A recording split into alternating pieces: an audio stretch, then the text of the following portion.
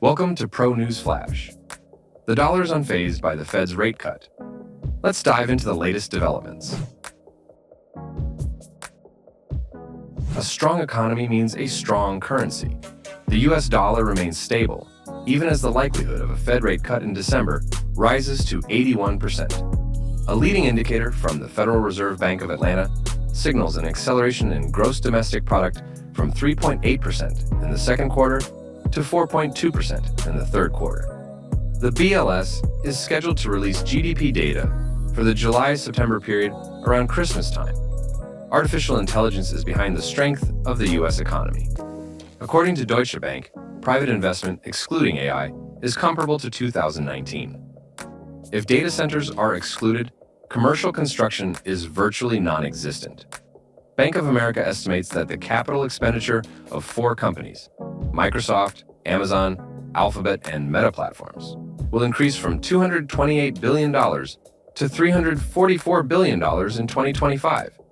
This is equivalent to 1.1% of GDP.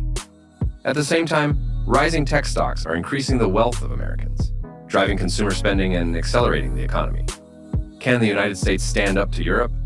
Judging by the disappointing statistics on the business climate in Germany, investors are skeptical about the speed of Friedrich Merz's fiscal stimulus measures. As for the growing likelihood of a federal funds rate cut in December, the stability of the US dollar is understandable. After the Fed resumed its cycle of monetary expansion in September, the dollar index rose as the FOMC's updated forecasts showed a smaller scale of monetary policy easing. In October, history repeated itself. The Fed cut rates, but the greenback rose again on expectations of a pause at subsequent committee meetings. History now risks repeating itself for the third time. Jerome Powell will find a delicate compromise between the Fed's hawks and doves by lowering borrowing costs in December, with promises not to do so again for some time. As a result, the weakness of the US dollar is likely to prove temporary. After that, the dollar index will rise again. If everything depended solely on the Fed, it would be easier for investors.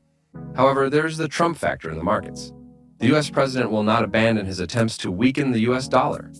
Stay with Pro News for more updates on events in the financial markets. Like, share, and subscribe.